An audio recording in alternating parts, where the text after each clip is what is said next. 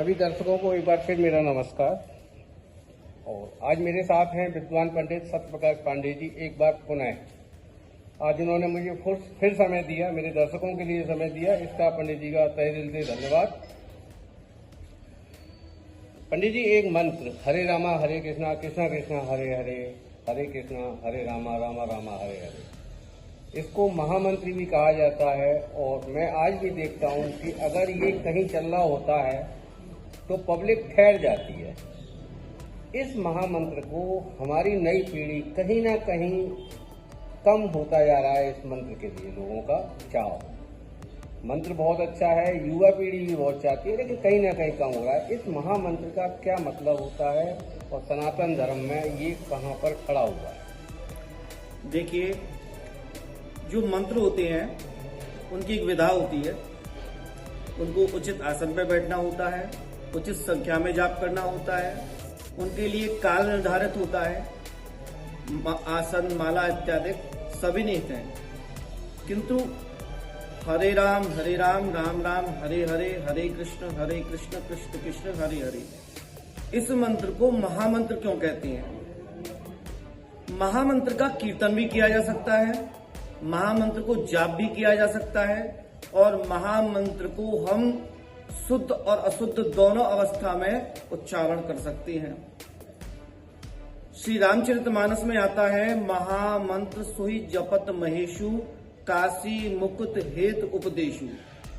भगवान शंकर जब जीव वहां पर मरता है तो इसी महामंत्र को उसके कान में 3 बार बोलते हैं जी, जिससे कि जीव की मुक्ति हो जाए, ईश्वर की उसको प्राप्ति हो जाए।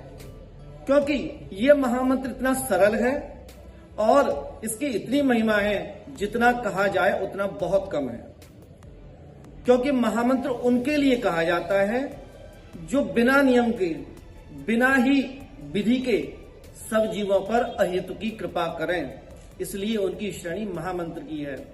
श्री चैतन्य महाप्रभु ने यह जो मंत्र है, इसको सीधा मंत्र तो हरे राम राम राम हरे हरे, हरे कृष्ण कृष्ण कृष्ण हरे हरे, इस विधि के अनुसार तो यह नियम पूर्वक जपा जाता है।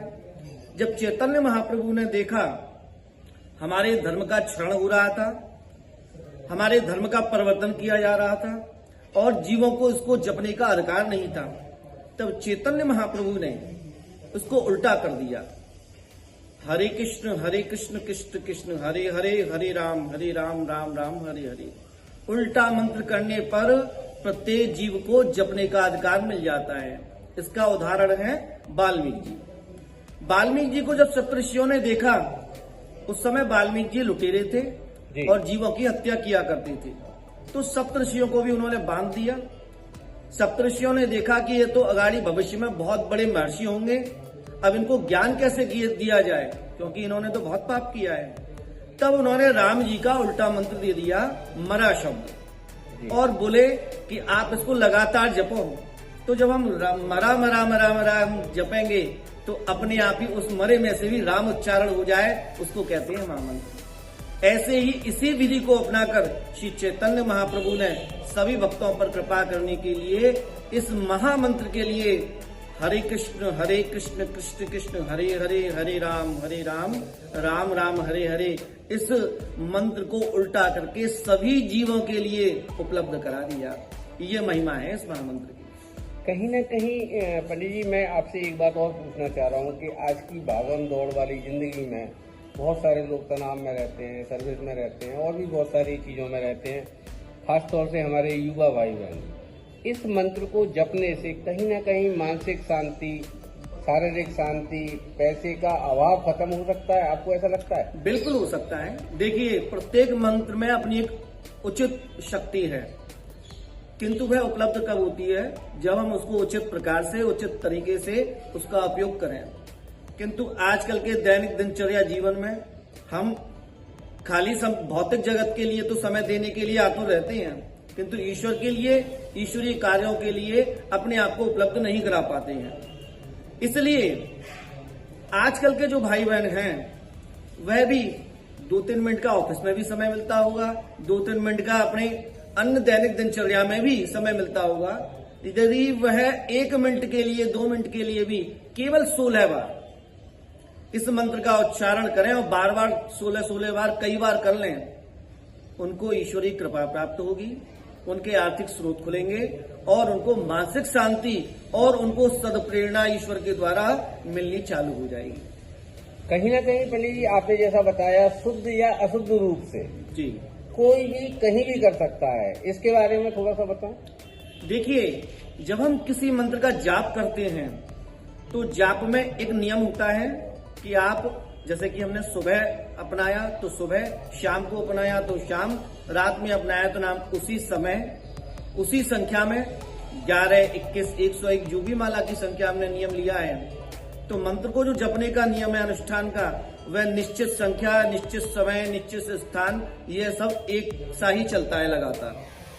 किंतु जब वह मंत्र कीर्तन रूप में जाप किया जाता है, क्योंकि यही मंत्र एक ऐसा है जिसको हम जाप के रूप में और कीर्तन के रूप में दोनों प्रकार से कर सकते हैं। बहुत अच्छा, ये जानकारी बहुत कम। तो यह मंत्र कीर्तन के रूप में जब किया जाता है तब कीर्तन का कोई नियम नहीं है। कीर्तन में तो एक बीमार व्यक्ति भी राम राम कह के अपने कई दिन से नहाया धोया नहीं होता है तब भी पुकारता है, तो वह कीर्तन कर रहा है, जप नहीं कर रहा है। इसलिए कीर्तन को हम किसी भी अवस्था में जाप कर सकते हैं। और भगवान का नाम तो ऐसा है, उनके विषय में ऐसा कहा जाता है, ओम अपवित्र पवित्रो वा सर्वावस्थांग तो विवाह स्मरेत पुंडरीकाक्षम सभायाभ्यंतर शुचि। इस मंत्र का अर्थ यह है श्लोक का कि जिसके नाम से हमारी बाहरी और आंतरिक दोनों प्रकार की शुद्धि हो जाए, ऐसे भगवान का प्रत्येक नाम प्रत्येक जीव की प्रत्येक अवस्था में उसको शुद्ध कर सकता है, उसको ईश्वर की प्राप्ति करा सकता है, उसको नाना प्रकार की शुद्धियां मिल सकती है। पंडित जी, जैसे कोई हमारा दर्शक आपसे इस मंत्र के बारे में या अपने बारे में और ज्यादा पूछना चाहे तो आप अपना एक बार कॉन्टैक्ट नंबर और बोल दें प्लीज। जो भी मुझसे इसके विषय में धर्म चर्चा करना चाहते हैं 9259118923 इस नंबर पर कॉल करके या अन्य साधनों के माध्यम से मुझसे संपर्क कर सकते हैं और मैं अपनी योग्यता के अनुसार उनको पूरी तरह से संतुष्ट करने के लिए प्रयत्न करूंगा। पंडित जी, इसके अलावा आप और कौन कौन से सनातन धर्म के लिए काम करते हैं, जरा ये और आप बता दें। देखिए, हमारे सनातन धर्म में तो असंख्य मार्ग हैं जी, और असंख्य मार्ग असंख्य प्रकार की इच्छाओं को पूर्ति करते हैं। इसलिए हम जिस विषय में भी जाएं उसमें अनेकों जानकारी हैं, बहुत शास्त्र हैं, बहुत निगम हैं, बहुत प्रकार के उपनिषद हैं।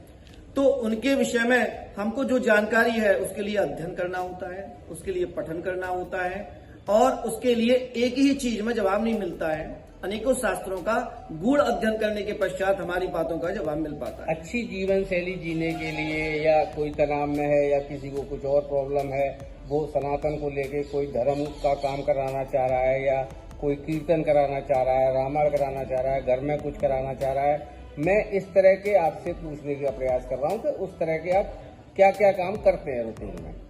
देखिए, उसके लिए मैं अपने पांडित्य कर्म को करता हूँ, एस्ट्रोलॉजी का काम करता हूँ और वैदिक और वास्तविक जो भी अपने मार्ग हैं उन सभी विषयों पर मैं काम करता हूँ और अपनी योग्यता के अनुसार प्रत्येक अपने मिलने वाले भाई बहनों को संतुष्ट करने की पूरी प्रयत्न करता हूँ। पंडित जी, एक और अंत में क्वेश्चन है कि अभी हमारी चर्चा के दौरान आपने हमको बताया कि समय भी दिया कि आगे समय देंगे कि आप एक सीरीज शुरू करने जा रहे हैं बहुत जल्दी, जो कहीं ना कहीं कई विषयों पर आधारित रहेगी, तो उसमें से कोई एक विषय जो आप शुरू करोगे। जल्द ही मैं आपको, हमारे बहुत से ऐसे संस्कार हैं जो कि अनुपलब्ध हैं, मैं उनके विषय में जानकारी देने का प्रयत्न करूंगा। संस्कारों से किसी के भी जीवन में जी कितना सुधार आ सकता है, आपको क्या लगता है? देखिए, बालक बिना अक्षरों के जन्म लेता है और उसको उसकी माँ पिताजी का नाम, भाई का नाम लेके उच्चारण करती है, तब वो बोलने के लिए योग्य बन पाता है। ऐसे ही हम मनुष्य होकर भी, नर होकर भी नारायण बनने की प्रकृति में जो हमारे नियम हैं उसके लिए भी हमारे प्रोसेस है।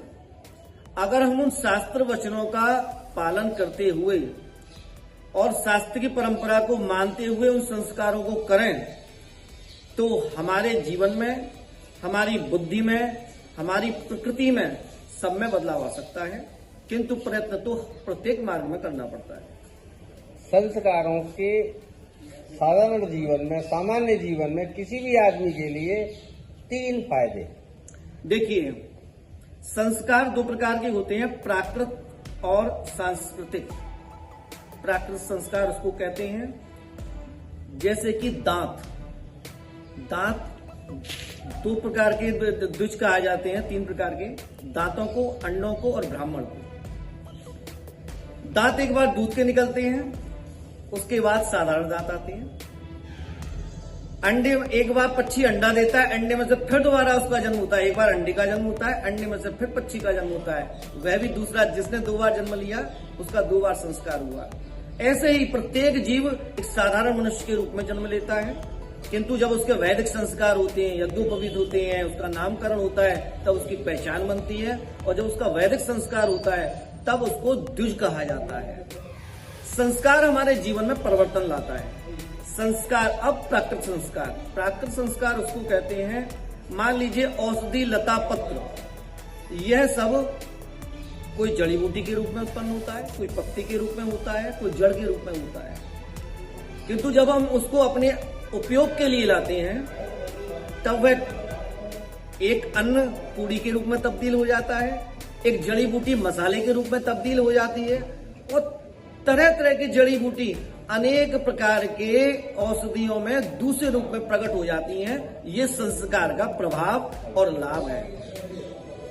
ठीक है पंडित जी, बहुत बहुत धन्यवाद। लेकिन आपसे जो शुरू होगा, मैं दर्शकों को 7 से 8 दिन पहले बता दूंगा कि कब से हम संस्कार का चैनल शुरू कर रहे हैं, और वो क्रम वाइज हमारा चलता रहेगा। आज आपने हमें समय दिया पंडित जी, इसका तहे दिल से बहुत बहुत धन्यवाद।